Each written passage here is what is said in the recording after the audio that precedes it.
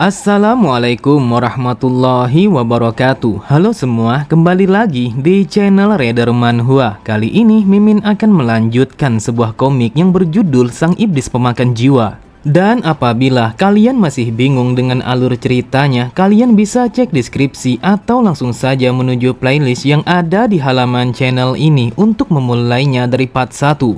Tanpa basa-basi lebih jauh, mari kita masuk di part 6. Cerita dimulai ketika matahari sudah menampakkan cahayanya. Suara jeritan yang bergema di dalam ruangan itu secara perlahan telah menghilang dan menjadi sunyi. Di saat itu, Taisan telah berhasil menyambungkan helai demi helai benang-benang meridian yang telah terputus dengan menggunakan seni demonik pemakan jiwa. Kemudian setelah ia menyelesaikan proses itu, ia pun langsung keluar dan pergi meninggalkan ruangan itu. Akan tetapi ia langsung terdiam ketika semua mata yang ada di sana telah tertuju kepadanya. Taisan berkata, "Aku tidak menduga kalau mereka masih hidup.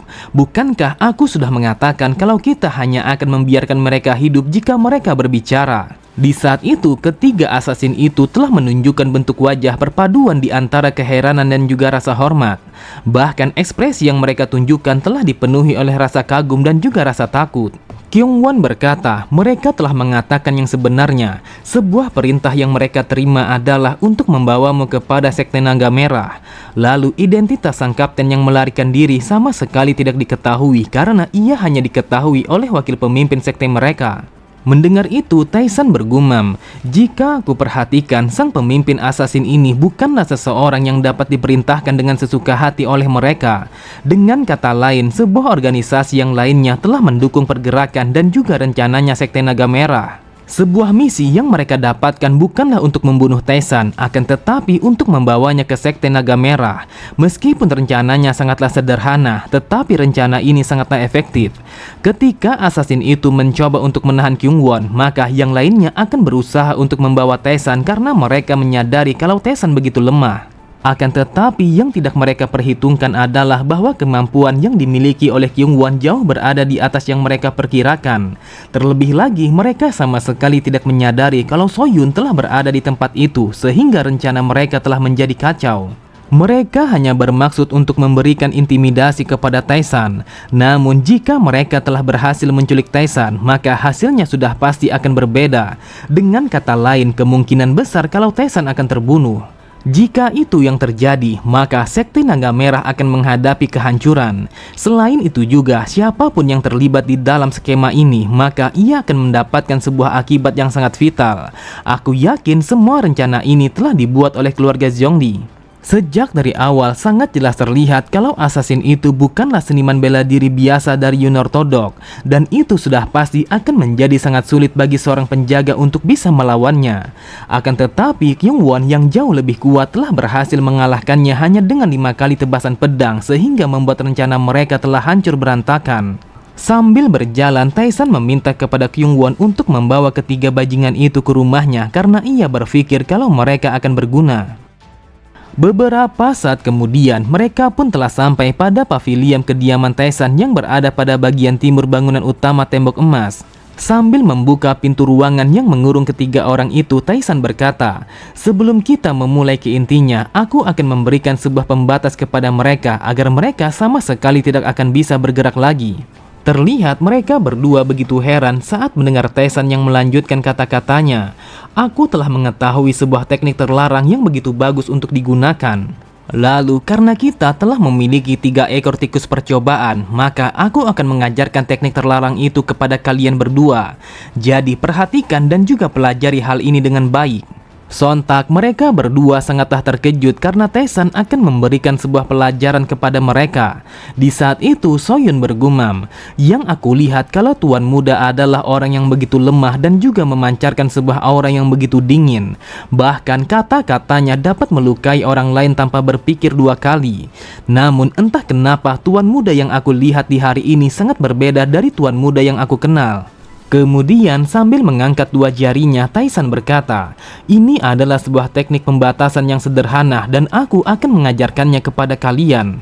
Yang pertama adalah posisikan jari kalian sama seperti yang aku tunjukkan di saat ini. Lalu kalian harus menyuntikkan energi internal kalian untuk menghentikan sebuah fungsi bagian tubuh secara paksa kepada target kalian. Tetapi kalian harus ingat kalau kunci dari teknik ini adalah energi internal kalian. Jadi pastikan kalau kalian harus melakukannya dengan benar. Terlihat dengan sangat jelas kalau ketiga orang itu begitu panik karena Taesan akan menggunakan mereka semua sebagai kelinci percobaan. Namun mereka bertiga sama sekali tidak berani untuk mengatakan kalau mereka keberatan. Jadi mau tidak mau kalau mereka harus melakukannya meskipun hal itu tampak seperti sebuah cara untuk mati. Pada sisi yang lain, Kyungwon bergumam, aku sama sekali tidak pernah melihat sebuah teknik pembatasan yang seperti ini sebelumnya. Tetapi dengan penjelasan yang diberikan oleh tuan muda yang begitu rinci, aku pun langsung bisa memahaminya dengan mudah. Lalu Taesan pun meletakkan kedua jarinya tepat di bawah telinga salah satu dari mereka. Ia berkata, dengarkan aku baik-baik, jika kau tidak mematuhi semua perintahku, maka aku akan memastikan kalau kau tidak akan bisa melihat lagi untuk selamanya. Dengan paniknya orang itu berkata, wahai tuan muda, aku mohon tolonglah ampuni aku. Meskipun kau tidak menggunakan teknik itu, aku tidak akan pernah sekalipun untuk berani mengkhianatimu. Namun belum sempat ia melanjutkan kata-katanya, tiba-tiba saja ia pun langsung berteriak kesakitan dan tersungkur ke atas lantai dengan tubuh yang bergetar begitu hebat. Lalu Taesan pun memerintahkan kepada Kyungwon untuk melakukannya kepada yang lainnya. Ia berkata, cobalah gunakan teknik ini sama seperti yang aku gunakan kepada bajingan itu. Anggap saja kalau ini hanyalah sebuah latihan untuk menguji kemampuanmu, apakah kau bisa melakukannya ataukah tidak. Pada sisi yang lain, Soyun bergumam, aku sama sekali tidak mengerti bagaimana tuan muda bisa mengetahui sebuah teknik yang sangat mengerikan seperti ini. Bahkan yang membuatku menjadi heran adalah mengapa Kyungwon sama sekali tidak mempertanyakan dari mana tuan muda mempelajarinya.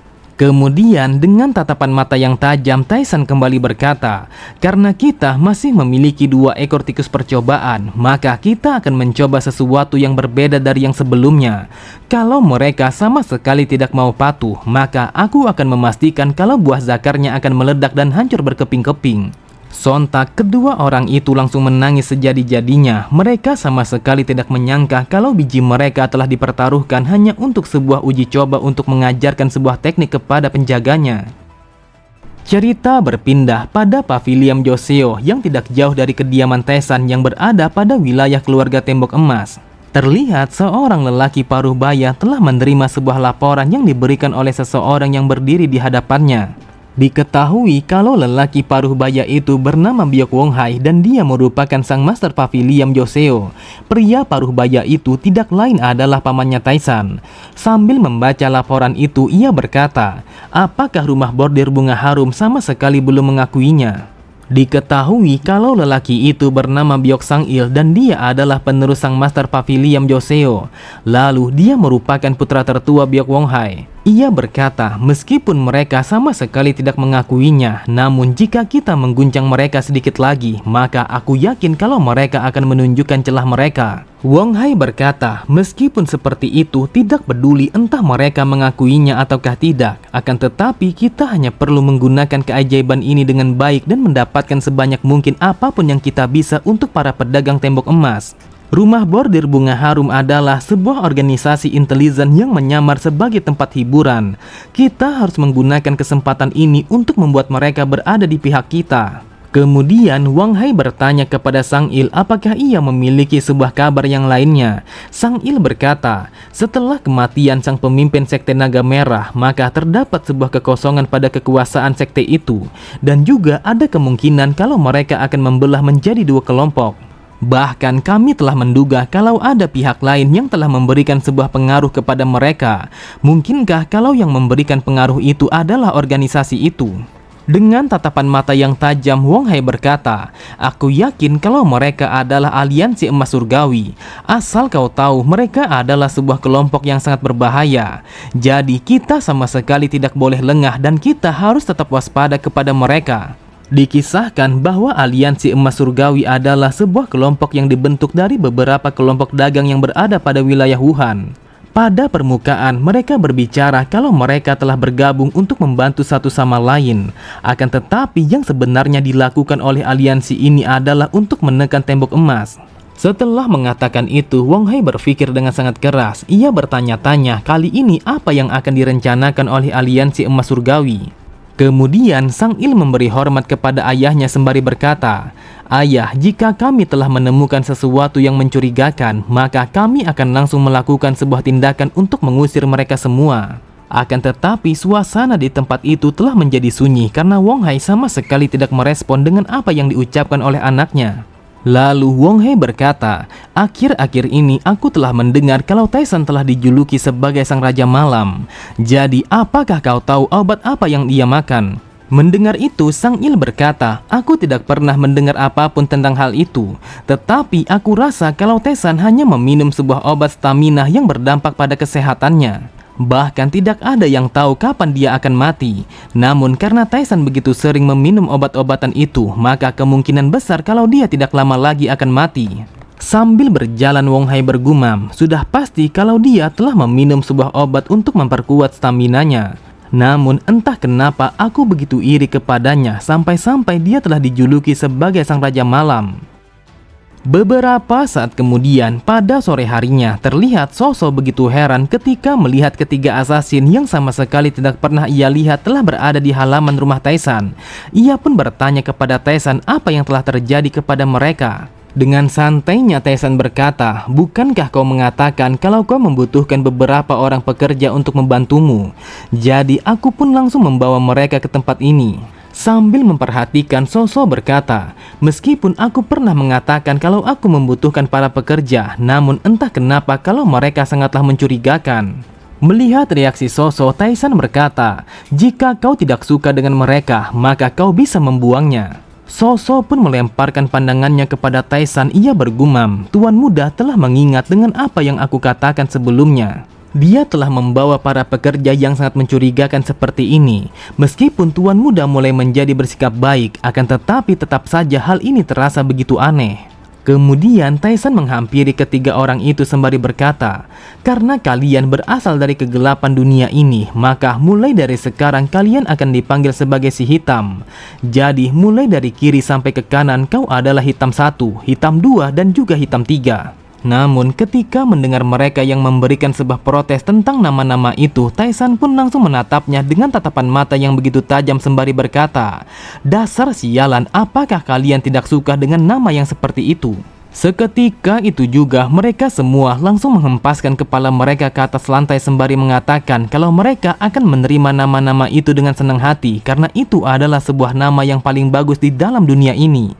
"Kita adalah para hitam yang akan melayani tuan muda dengan segenap hati dan jiwa kami yang paling dalam. Bahkan kami akan menggunakan nama ini sampai kami mati karena ini adalah sebuah kebanggaan." Sambil berpaling, Taisan berkata, "Soso, kau boleh menyuruh mereka dengan sesuka hatimu karena mereka saat ini adalah bawahanmu." Mendengar itu, Soso bergumam, "Yang aku lihat mereka seperti orang-orang yang dapat dengan mudah untuk mengalahkan orang lain dengan kekuatan besar mereka. Lantas bagaimana mungkin aku bisa memberikan sebuah perintah kepada orang-orang yang seperti ini?" Kemudian Taisan bertanya kepada Soso apakah dia mengetahui di mana Kyungwon berada karena sejak dari tadi ia sama sekali tidak melihatnya. Soso berkata, biasanya yang dilakukan oleh Kyungwon hanya melatih seni bela dirinya karena hanya itulah kesibukan yang ia miliki saat ini. Mendengar itu, Taisan berkata, lagi-lagi dia berlatih seni bela dirinya. Sepertinya dia telah menjalani sebuah kehidupan yang sangat membosankan sebagai anggota pasukan elit. Di tempat yang berbeda, terlihat Kyungwon telah berlatih seni bela dirinya untuk memperkuat kemampuannya. Taisan bergumam ketika tuan muda telah bertarung melawan sang pemimpin sekte naga merah. Yang dia lakukan hanyalah mendaratkan sebuah serangan kecil dengan menggunakan telapak tangannya. Jujur saja, aku sama sekali belum pernah melihat seni bela diri yang seperti itu sebelumnya. Jadi bagaimana tuan muda bisa melakukan sesuatu yang seperti itu? Bahkan aku pun telah mencobanya sampai berulang-ulang kali. Namun aku sama sekali tidak bisa melakukan sama seperti yang dilakukan oleh tuan muda. Sejak dari dulu, aku sama sekali tidak pernah menyesali untuk bergabung bersama pasukan pedang naga. Bahkan aku akan melakukan apa saja untuk membantu keluarga Tembok Emas apabila mereka telah mengalami sebuah krisis. Hal itu disebabkan selama aku melakukan itu, maka aku akan mendapatkan bayarannya. Namun ketika aku merasakan kalau aku sama sekali tidak bertambah kuat, aku pun menjadi begitu gelisah. Akan tetapi semuanya telah berubah ketika seseorang telah muncul di hadapanku. Seseorang yang bisa membantuku untuk mencapai sebuah pemahaman yang baru. Namun tiba-tiba saja lamunannya langsung terpecah begitu saja setelah mendengar Taisan yang berkata, "Kyungwon, mau sampai kapan kau akan berlatih seperti ini sedangkan matahari sebentar lagi akan tenggelam? Apakah kau lupa kalau matahari sudah tenggelam, maka ini adalah waktunya bagi kita untuk pergi ke rumah bordir. Jadi bersiaplah karena sebentar lagi kita akan pergi." Kemudian Taisan memalingkan pandangannya ke arah belakang ketika mendengar Kyungwon yang ingin mengatakan sesuatu kepadanya. Dengan wajah yang tertunduk, Kyungwon berkata, "Wahai tuan muda, apakah Anda akan tetap berusaha untuk menyembunyikannya?" Mendengar itu, Taisan bertanya apa yang dimaksud oleh Kyungwon sampai-sampai ia telah menanyakan sesuatu yang tidak bisa ia pahami. Akan tetapi, Taisan sangatlah terkejut ketika Kyungwon yang melanjutkan kata-katanya. Pertama adalah sebuah kejadian yang terjadi pada seorang asasin yang bersembunyi di langit-langit. Lalu yang kedua adalah sang pemimpin Sekte Naga Merah. Dan yang terakhir adalah sebuah teknik pembatasan yang telah kau tunjukkan kepada kami. Setelah melihat semua itu, aku pun menjadi sangat yakin. Taisan bergumam, "Dasar sialan, apakah dia telah menyadari kalau aku adalah orang yang lain?" Awalnya aku berpikir kalau dia hanya memiliki otot karena yang dia lakukan hanyalah melatih seni bela dirinya. Apakah aku telah lengah sampai-sampai penjaga ini telah menyadarinya? Sampai saat ini aku sama sekali tidak bisa membiarkan siapapun mengetahui yang sebenarnya kalau aku adalah sang Heavenly Demon. Jujur saja, sedikit demi sedikit aku pun mulai menyukai bagaimana sikapnya kepadaku. Akan tetapi jika situasinya telah menjadi seperti ini, maka mau tidak mau aku harus membunuhnya. Oke semua, cukup sampai di sini dulu pembahasan alur cerita kita. Sampai jumpa di video selanjutnya. Wassalamualaikum warahmatullahi wabarakatuh.